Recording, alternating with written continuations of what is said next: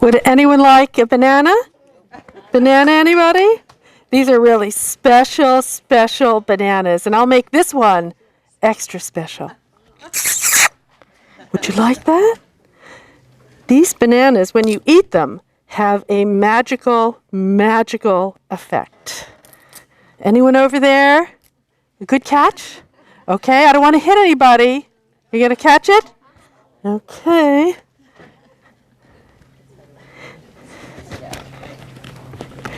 And can we have the lights down, please? And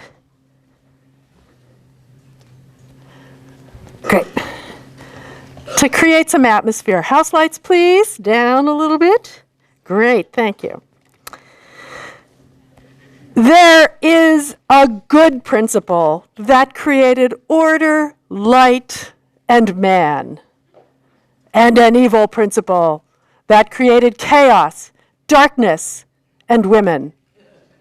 Pythagoras, 6th century BC. Girls begin to talk and stand on their feet sooner than boys because weeds grow more quickly than good crops. Martin Luther, 1533.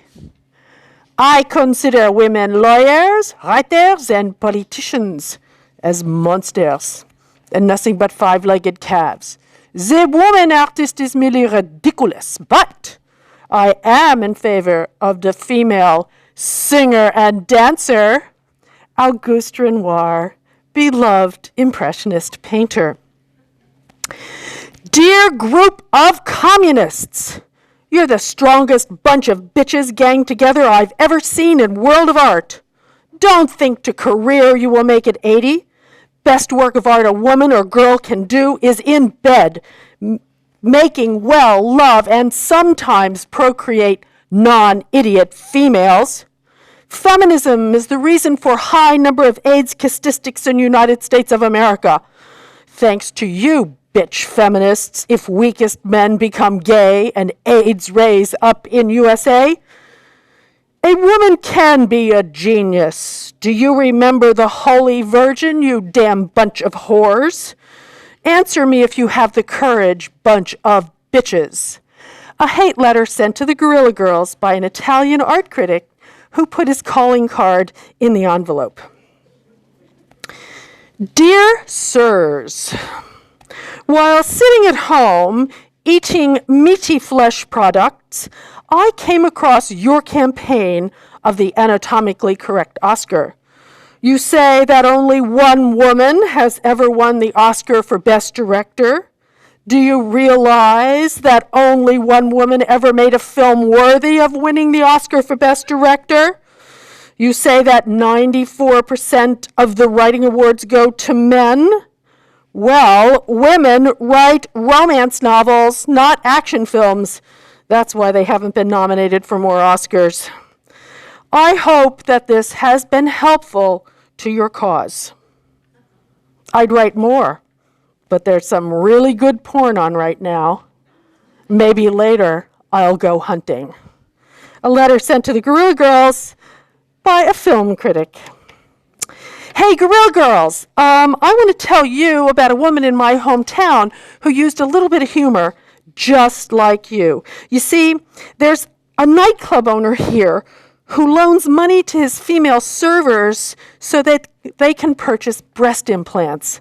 But the problem is they get stuck working for his low wages until they pay him back. Now, a local theater owner across the street from this bar, a woman, has a yearly Halloween party that gets a lot of attention.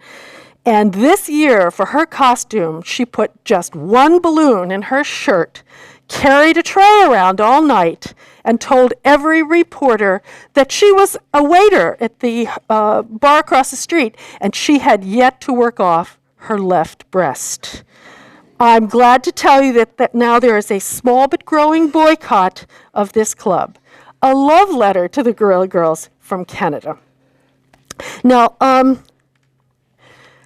my pseudonym is Frida Kahlo, and I'm a founding member of the Guerrilla Girls, and it's so great to be here with you in 2012, which A year where the good news is that more women are running for political office than ever before. But the bad news is so many of them are like Michelle Bachmann and Jan Brewer. Now, 27 years ago, a bunch of us had the idea to put up posters on the streets of New York about the state of women artists in the New York art world. And I don't have to tell you, it was not a pretty picture.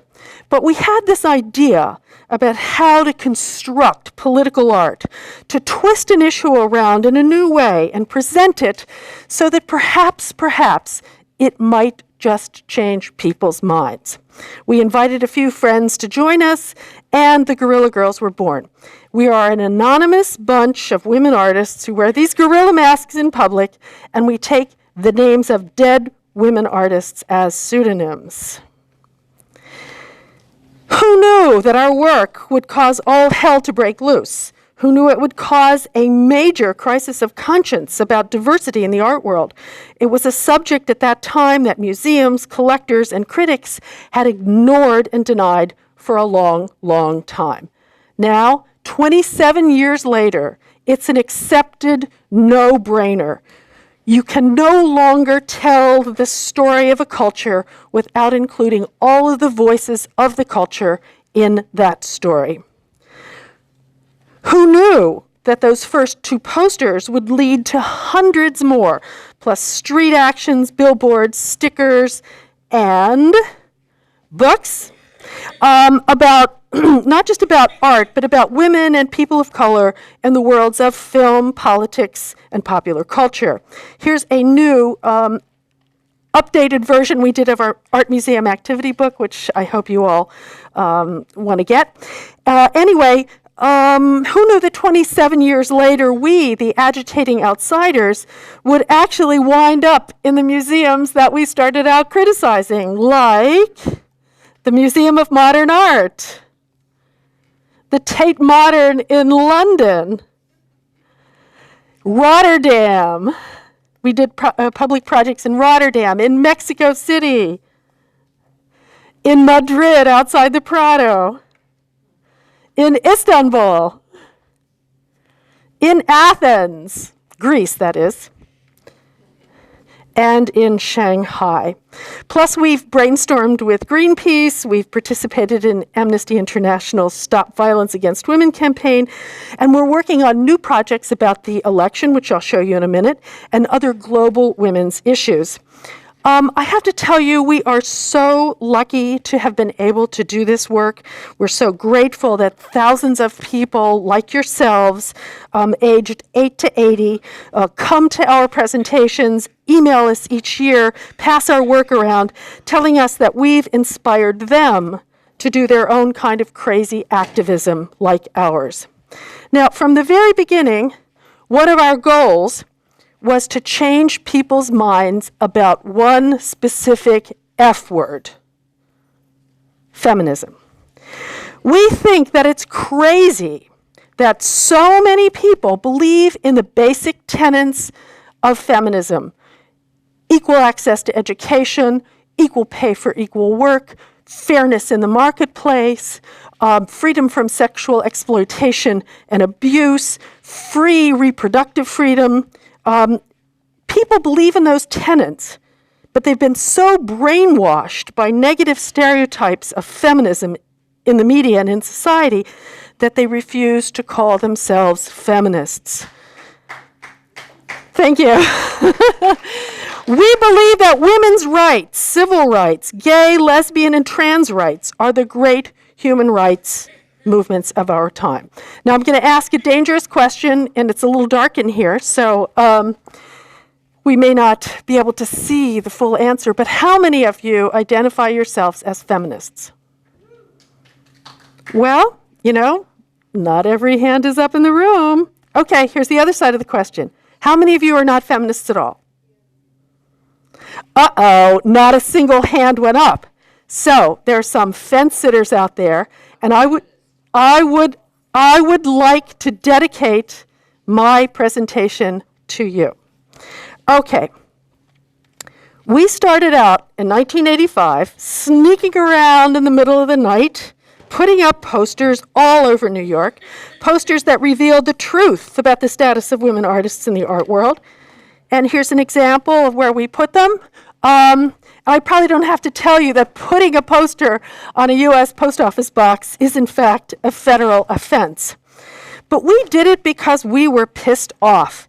And immediately the posters got everybody's attention and started everyone talking about the issue of women in the arts. And now, here's an example of how bad it was. I mean, we weren't complaining because there weren't 50% this or even 20% that.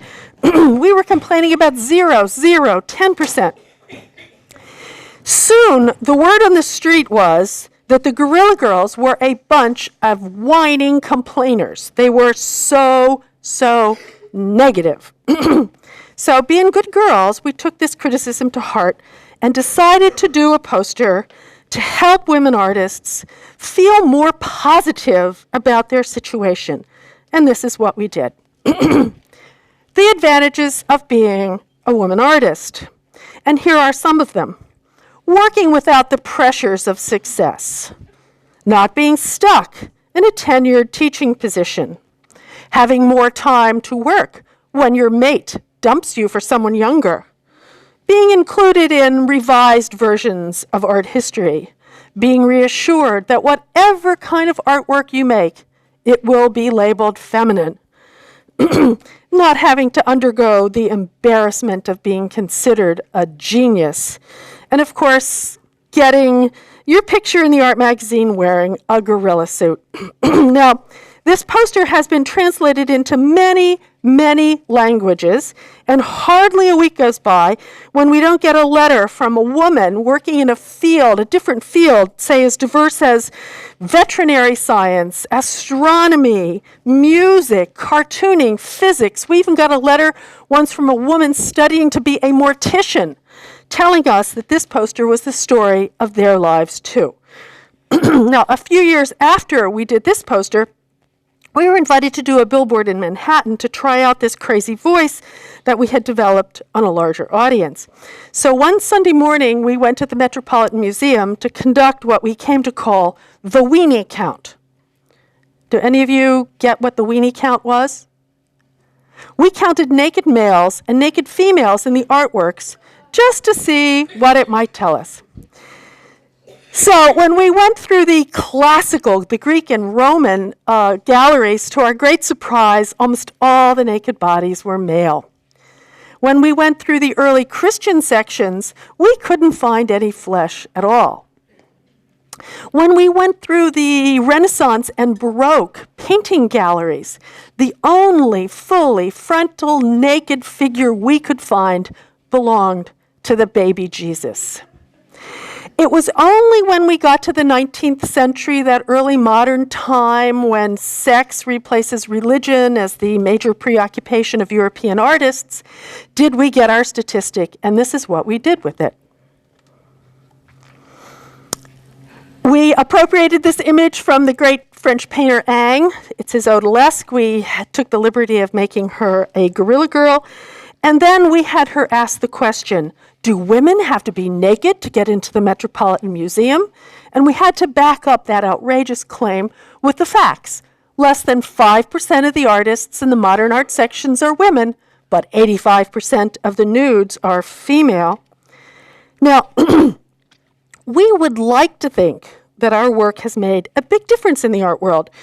But as you know, old habits die hard, and some museums still lag behind. Every once in a while, we go back to the Met to do this count again. It's so much fun.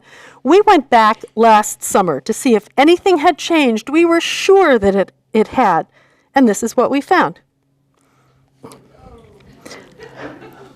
Okay, fewer women artists, but more naked men.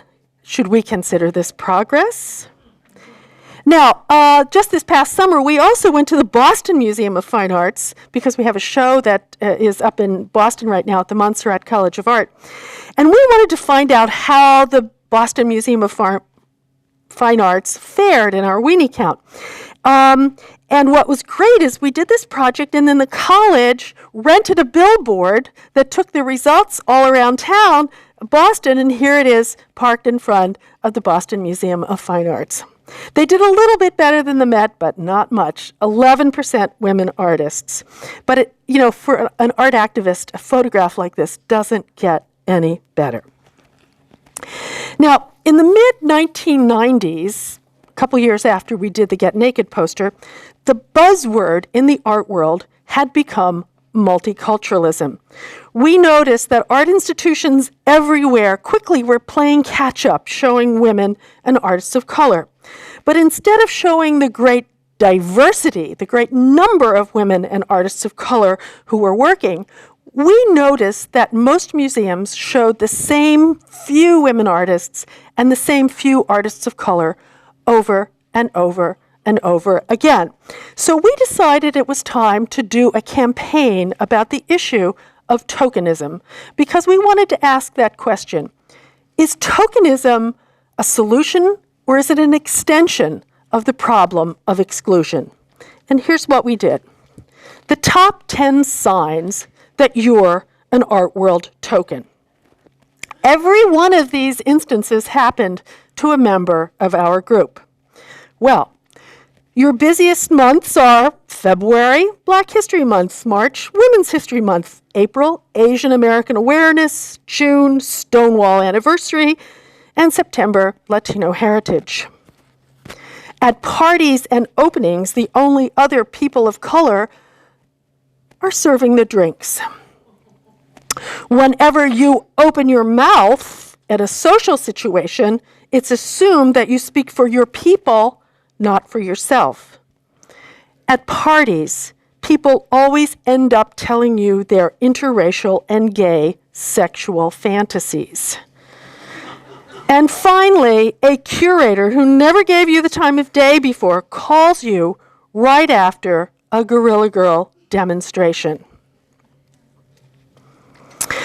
Recently, we've been busier than ever, but we've been faced with a huge, huge dilemma. What does an activist do when the system that you've spent your entire life attacking suddenly embraces you? Now, in 2005, we were asked to do a large-scale installation at the Venice Biennale, one of the biggest international art shows. And the last few years, our work has been seen in major museums all over the world. So, what's a girl activist to do? Well, we agonize over it, we scream, we stomp our feet, we cry, we tear our hair out. But for now, we've made the decision that it's really important to put our work out to as large an audience as possible. And as long as the situation we're offered does not compromise us, we are willing to do it. However, I have to tell you, it's a huge thrill to be asked to criticize a museum right inside the museum itself. It doesn't get any better than that. Now, here's what we did at Venice. We did an installation of 6 17-foot-high posters that were the very first things that visitors would see in the main exhibition hall of the Arsenale. First, we took on the Biennale itself. We wanted to document 110 years of discrimination. But we also wanted to declare it, those of you who can read Italian, we wanted to declare it the first feminist Biennale. Why? Well, it was the first time in the history of the Venice Biennale that 2 women were appointed directors of the show. And surprise, it had the highest number of women artists ever in the history of the show. Then, continuing on, we wanted to take on the historic museums of Venice, because what we discovered is that every historic museum in Venice except one did have work by women artists in their collection. The only problem was the work wasn't hanging in the gallery.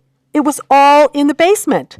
So we appropriated this iconic image from Fellini's film La Dolce Vita, where Marcello Mastroianni straddles Anita Ekberg, his girlfriend, and we asked the question, where are the women artists of Venice? Underneath the men. Then there's some statistics about the museums, and at the end, we ask viewers of the show to go to the directors of the historic museums of Venice and tell them they want to see more women on top. We can never avoid a sexual innuendo. Now, the Washington Post newspaper gave us a full page a couple of years ago as part of a special section on feminism and art, and we decided to design our very own cheap, nasty tabloid called the Not Okay Guerrilla Girls Scandal Rag to reveal the shocking truth about the low number of women and artists of color in the U.S. National Art Museums in Washington on the Mall. These are all museums that are supported by our tax dollars. And here it is, horror on the National Mall, thousands of women locked in the basements of D.C. museums, because it was the same situation in Washington, D.C. Very few women artists being shown in the museum itself. Now, we got the Post to buy us that picture of Brad and Angelina, because at the time, no tabloid cover was complete without their photograph. However, we have them with a quote saying, "Celebs to museums, adopt new policies." Now, we got all of our information from the museums themselves and from their websites, and when the Washington Post called them up to fact check, they went bananas. For example, the fact checker called the National Gallery and said, "Is it true that at this moment there is not one artwork by an African American on exhibit at the museum?" Well, the press office said, "Oh, well, we'll get back to you. We have to do our own fact checking." The next morning they called back and said, "Oh, it just so happens this morning we are installing a sculpture by Martin Puryear. So we have one artwork by an African American at the National Gallery," as if having one was so much better than having none. It gets back to the whole issue of tokenism. Anyway, and also the Hirshhorn all of a sudden discovered artwork by women they didn't know. It was really interesting to put these institutions on the spot and to use the Washington Post as our vehicle to do it. And by the way, here's how bad it was. Again, the National Gallery of Art, 98% male, 99.5% or 99.9% white. The Hirshhorn, which is the modern and contemporary section, 95% male, 94% white. This is what we're complaining about, and this was in 2005, and they're all in museums that your tax dollars support. Now, we've noticed over the years that lots of art museums have the names of famous male artists inscribed on their facades, and the Brooklyn Museum is a good example of this. And we've always wondered if maybe that wasn't part of the problem. So we've come up with a solution for museum architecture, a sex change operation. Our latest poster, which we did last year in Chicago, does just that to the Art Museum of Chicago. Here it is, time for gender reassignment. And I don't know whether you can see it from here, but we're flying down from the sky with the names of women artists to have them replace the male names on the facade. What we discovered at the Art Institute of Chicago was the modern galleries were 90% male, the contemporary galleries were 82% male, and there was only one work by an African American woman on display in the entire museum. But let's go on to another area of U.S. culture that's even worse than the art world. And that, of course, is Hollywood. Now, the film industry wants to think of itself as edgy, progressive, always identifying with liberal causes, ahead of the curve. But if you go behind the scenes and you look at the writers, the directors, the editors, you'll find a pathetically low number of women and people of color at work in the industry. So for several years, we've been renting billboards in Hollywood, just a few blocks from where the Academy Awards were held. And for our first one in 2002, we decided it was time to put a little more realism into the Academy Awards, and we decided to redesign the Golden Boy to look a little bit more like the guys who take him home. And here it is, the anatomically correct Oscar. He's white and male, just like the guys who win. Now, we had to back this, outrageous statement up with the facts. And at the time, no woman had ever won Best Director. 94% of the writing awards had gone to men. Only 3% of the acting awards had ever been awarded to actors of color. Now, 2002 was the very year that both Denzel Washington and Halle Berry both won Oscars for their performances. And we're convinced it was because of our billboard. Then, we're not very modest. Then a few years later, Monique and then Octavia Spencer became the 5th and the 6th African-American women in 90 years to win Oscars, and Jeffrey Fletcher became the first African-American to win a writing award, and Catherine Bigelow, of course, became the first woman to win a Best Director, and we'd like to take credit for those too. Very briefly, here is our latest film billboard, but of course it's out of date now because Catherine Bigelow has won, but I'm just showing it to you because gender reassignment is an ongoing cause in our work. That's King Kong in a ball gown grabbing the Oscar. Okay, now film producers, as a result of these billboards, have always been asking us to help them do a movie about the history of feminism. And the funny thing is, after we tell them our ideas, we never hear from them again. So one day we started to think, what if Hollywood did make a film about the history of 60s and 70s feminism? What would it be like? And the minute that thought flew into our mind, another came racing after it saying, maybe we're lucky that Hollywood has never made this film. So we decided to create the movie poster for the film we hope never gets made the Hollywood way. It is the birth of feminism. Okay, we had to cast our movie with 3 luscious babes. Pamela Anderson as feminist leader Gloria Steinem. Halle Berry as the great civil rights lawyer Florence Kennedy. And Catherine Zeta-Jones as Congresswoman Bella Abzug. Now, our tagline ran, "They made women's rights look good, really, really good." Now, I'm sure that those of you who are around or, in the feminist movement of the 60s and 70s or have studied it can appreciate our historical accuracy because you know that the great leaders of the feminist movement, like most starlets, do wear bikinis 90% of the time.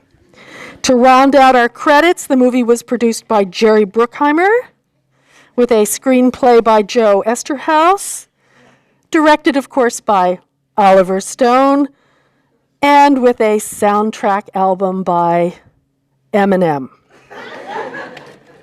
Okay, now for some politics, pure politics. We've done lots of posters about politics and social issues, particularly this election year when women's issues are so important and we get asked all the time, Guerrilla Girls, what are you doing to help our country fight the war against terrorism? So we've decided that the world needs a new weapon to fight all the dangers that face our nation. That is the estrogen bomb. Okay, how does the estrogen bomb work? Well, you drop it on Washington, and the super rich 1% who are trying to take over our government throw down their big guns. They start to hug each other. They apologize. They say, I'm really sorry. No, it was my fault. No, I'm sorry. Back and forth, back and forth, back and forth, until one of them says, why don't we start working to clean this place up? We need to work on human rights, education, healthcare, and an end to world poverty and income inequality. So if any of you out there have leftover estrogen pills that you don't take anymore, send them to Karl Rove, the Koch brothers, Foster Friess, Sheldon Adelson, and the CEO of your choice. Now, this very year, an arts organization in Minneapolis commissioned us to do a couple of projects surrounding two proposed amendments to their state constitution. And we discovered a couple of really, really interesting facts. We have something in common with Michelle Bachmann. Now, Michelle Bachmann made a statement about a year ago saying, yes, everyone in America has the same civil rights. Then when she was questioned a little bit more, she was asked if that also meant that gays had the same civil rights to marry whoever they want as straight people. And she said, oh, no. Gays and lesbians have a right to marry, same as everyone else, but they must marry someone of the opposite sex. So we decided that we would just use half of her statement to support opposition to an amendment that's on the Minnesota ballot this year to ban same-sex marriage. Now, a couple of years ago, we also did, oops, there it is in place. Looks pretty nice, huh? It's right in front of the football stadium in Minneapolis. A couple of years ago, we were asked to do a poster about hatred and violence against women that appeared on the streets of Montreal on the 20th anniversary of the worst mass murder that ever happened in Canada that's been called now the Polytechnic Massacre. Do any of you remember what that's about? A disgruntled gunman entered the engineering school in Montreal, separated female students from male students, claimed that women studying engineering were feminists and ruined his life, and he proceeded to shoot and kill 14 of them. So our poster is a graffiti wall. Here you see it on the streets of Montreal, repeated many times. It was a graffiti wall of sexist hate speech throughout the ages, from Plato to Confucius. And Confucius, for example, said, 100 women are not worth a single testicle. All the way up to Pat Robertson, who, of course, you might remember, said that feminism is a socialist, anti-family movement that encourages women to leave their husbands, kill their children, destroy capitalism, and become lesbians. It struck us that it's still okay to publicly say things about women that would not be tolerated if said about many other groups. Case in point, when Rush Limbaugh called women who use birth control prostitutes and sluts. Now, we love doing posters and billboards, but over time we wanted to go a little bit deeper. We wanted to explore some of the underlying causes of discrimination. So first we wrote our very own art history book, the Guerrilla Girls Bedside Companion to the History of Western Art, because we wanted to offer an alternative to those usual textbooks, which you might be familiar with. And we also took the liberty to rename some of those textbooks to more accurately reflect their content. Because it struck us that that old question that was always asked, why have there been no great women artists, was really not an accurate question. The real question was, what happened to all the great women artists in history? What we discovered is that in every period of Western art, despite all the obstacles that were put up to keep women out of the art business. They weren't allowed to sign contracts. They weren't allowed to have businesses. They weren't allowed to paint from the nude. Many times they were discouraged from even knowing how to read or write. We discovered that there were women artists in every period of Western history who figured out really clever and adventuresome ways to get around all those rules. And we wanted our book to be the story of their lives. And you can get a copy of it right outside the door afterwards. So how did women in the Middle Ages become artists? Well, they went to nunneries. They get thee to a nunnery became a feminist plea. There were nunneries were filled with women who worked on illuminated manuscripts, tapestries, etc. And if you look into the history of art, many of those objects were actually created by women. But the more we thought about this situation of women artists, the more it boiled down to the way women get stereotyped. So just for laughs, we started a list one day of female stereotypes, and it got so long that we knew we were on to something. So here was our second book, Bitches, Bimbos, and Ball Breakers, the Guerrilla Girls Illustrated Guide to Female Stereotypes. Because whatever life a woman leads, from biker chick to society girl, there's a stereotype that she'll have to live up to or live down. In the book, we begin with the top 10 stereotypes, the ones that follow a girl from cradle to grave, starting with daddy's little girl, going all the way up to old hag. Then we explore sexual stereotypes, occupational stereotypes, real and fictional women who become stereotypes, and perhaps the cruelest stereotypes of all, ethnic and religious stereotypes. I don't have time to go over too many of them, but here are a few of the highlights. Here we are at the bitch stereotype. Whenever a man gives his opinion, he's a man. When a woman gives her opinion, she's a bitch. That's a quote from the 30s from Betty Davis. Now, when we were researching the bitch stereotype, we came up with some really, really interesting information. And to me, one of the most interesting bits of information we discovered was that all-important difference between a bitch and a slut. A slut, of course, is someone who sleeps with everyone. But a bitch is really someone who sleeps with everyone but you. Guerrilla Girls say, any woman who succeeds at anything is going to be called a bitch. So since we can't avoid it, why don't we just embrace it? We say, bitches of the world, unite. You have nothing to lose but your stereotype. Another important stereotype is the bimbo, the dumb blonde. Bimbos prove the tiresome, sexist stereotype that women can't have both beauty and brains. All blondes aren't dumb, but some of them act out the stereotype to be attractive, to be sexy, or even to make money.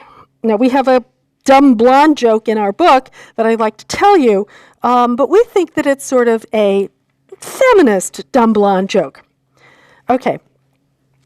A blind man goes into a bar, he orders a drink, and he says to the bartender, "Hey, you want to hear a blonde joke?" And all of a sudden, the bar becomes absolutely silent. Then, in a deep, husky voice, the woman sitting next to him says, "Before you tell that joke, mister, there's something you should know. The bartender is blonde, the bouncer is blonde, and me, I'm a 6-foot-tall, 200-pound blonde with a black belt in karate. What's more, the woman sitting next to me is blonde, and she's a weightlifter, and the lady to your right is also a blonde, and she's a pro wrestler. Think about it seriously, mister. You still want to tell that joke?"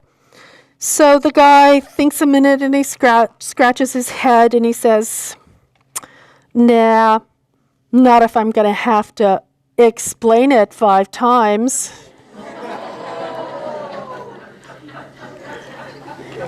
Now, this brings us to another bimbo stereotype, which many of you are probably very familiar with, and that's Barbie. Now, before Barbie became the idol of little girls everywhere, she was, in fact, a prostitute. It's true. It's true. There's a Barbie for every event in a little girl's life, except maybe a knocked-up Barbie, or a strung-out Barbie, or a bulimic Barbie. But the world's best-selling doll has something in her past that she doesn't really want us to know about. Barbie actually started out as a Teutonic cartoon hooker named Lily, who slept her way into the hearts of men all over Germany in the post-World War II 1950s. Then they made her into this jokey gift doll right here, complete with sexy interchangeable clothes. And Barbie was sold in tobacco stores to men. It was men who first took Barbie's underwear off and on. Ruth Handler, who was the head of Mattel Toys at the time, was long looking for a doll to market to adolescent girls in the United States, and she discovered Lily on a trip. She very quickly bought up the rights to Lily. She had to clean up Lily a little bit. She had to shave off Lily's really prominent nipples. She renamed her after a family member. And of course, the rest is doll history. We discovered lots of interesting real facts about stereotypes because lots of them contain grains of truth. For example, that stereotype about lesbians in the military. Well, it's true. There have always been lesbians in the armed forces. Why? Well, it was one of the first places where gay women could create a society all their own. This is a story that we like to call He Asked, She Told. During World War II, General Dwight D. Eisenhower asked Sergeant Johnny Phelps, here's Johnny, to wipe out the lesbians in her company of the Women's Army Corps. Her answer was, "Yes, sir, if the general pleases, I would be happy to conduct this investigation. But, sir, it would be unfair of me not to tell you, my name is going to head the list. And you should also be aware that you're going to have to replace all the file clerks, the section heads, most of the commanders, and the entire motor pool." Eisenhower's response to her, well, Sergeant, I think we can just forget that order. Now, there are lots of real women who became stereotypes, who were turned into stereotypes, like Florence Nightingale, Tokyo Rose, Carmen Miranda, Aunt Jemima, who never existed. She was a complete invention of advertising. And, of course, Lolita. Now, Vladimir Nabokov's novel Lolita is the story of a man named Humbert Humbert and his sexual obsession with his 12-year-old stepdaughter Lolita. We think it's curious that Lolita is the stereotype that grew from this book based on grown men's fantasies that all teenage girls want them, when it should have been that creepy pedophile Humbert. Couldn't we use a Humbert stereotype to help young girls and boys identify dangerous grown-ups? But instead, culture works in weird ways, and we have, ingrained in society, Lolita, one more sex-crazed girl who's got to have it. Now, Nikki, how are we doing for time?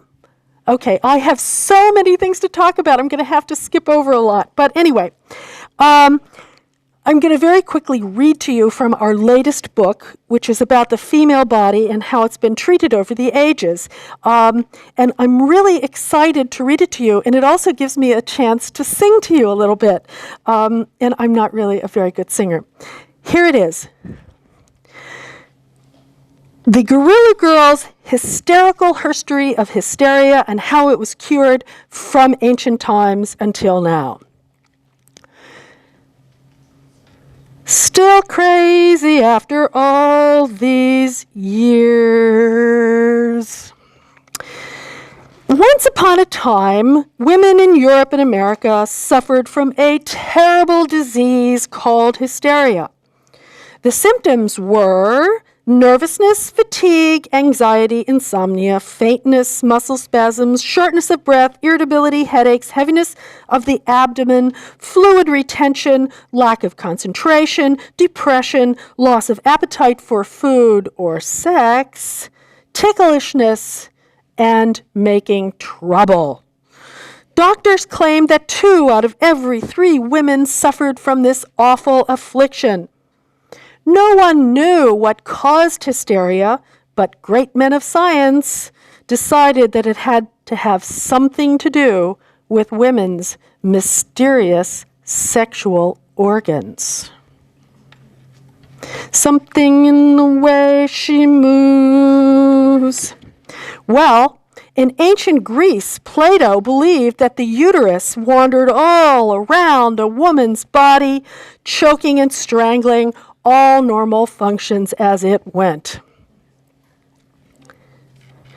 Pleased to meet you. Think you know my name. No sympathy for the devil. In the Middle Ages, it was thought that women who showed extreme symptoms of hysteria were possessed by the devil, and they were witches. Well, we all know what those cures were: burning and hanging, burning at the stake and hanging.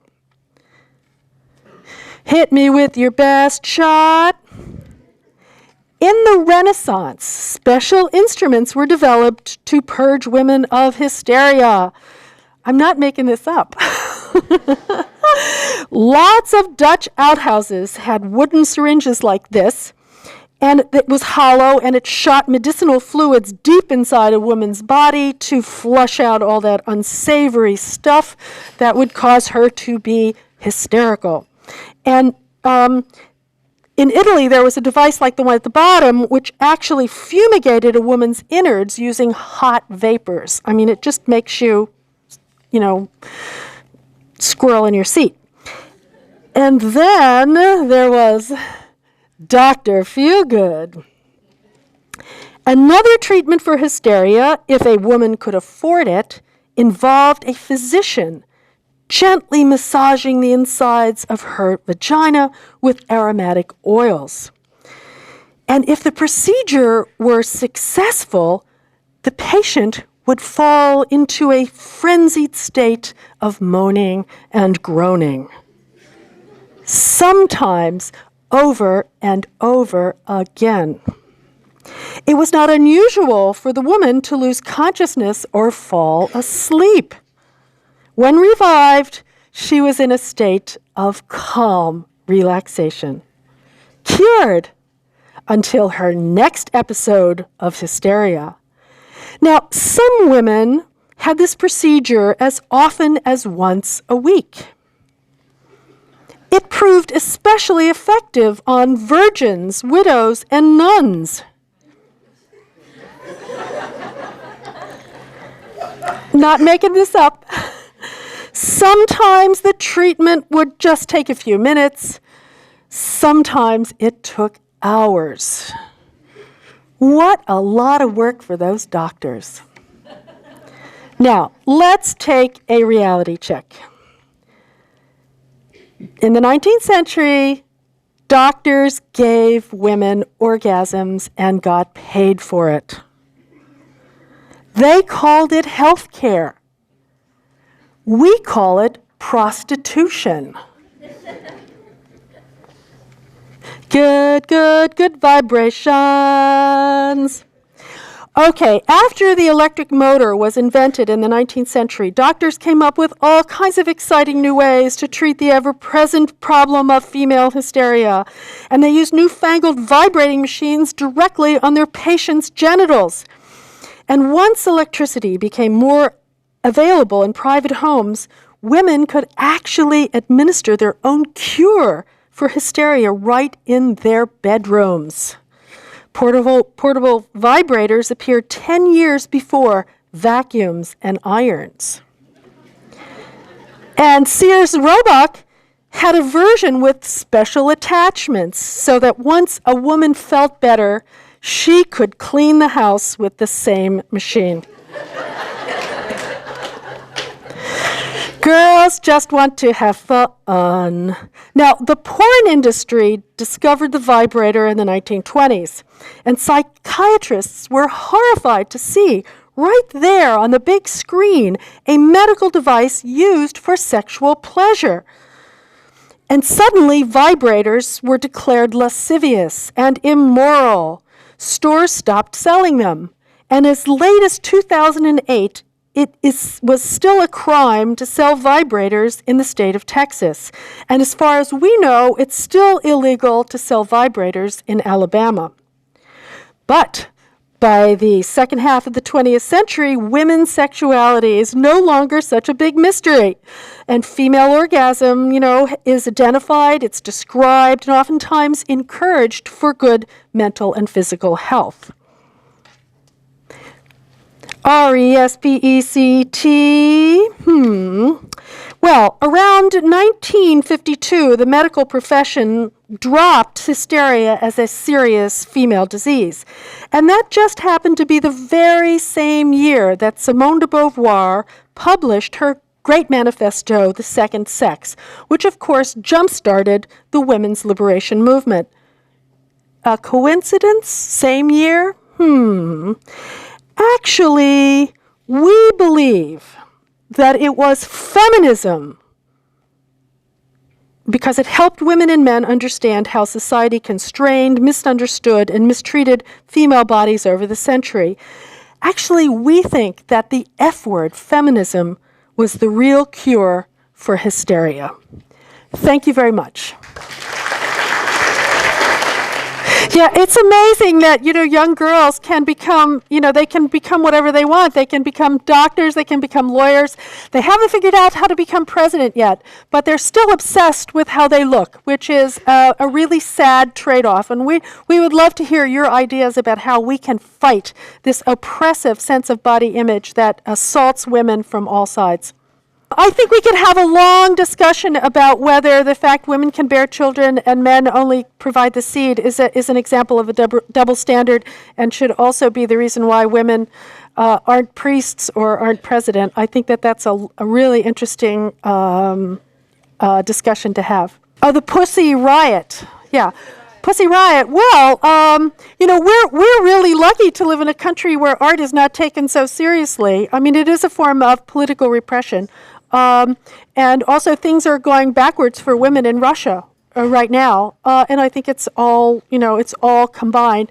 And I think there has to be a lot of international pressure to let Putin know that it's really NG. It's NG to, put women in prison for being a little outrageous. Okay, any other questions? I'll be happy to talk to you outside. Okay, thank you so much. Don't forget to vote.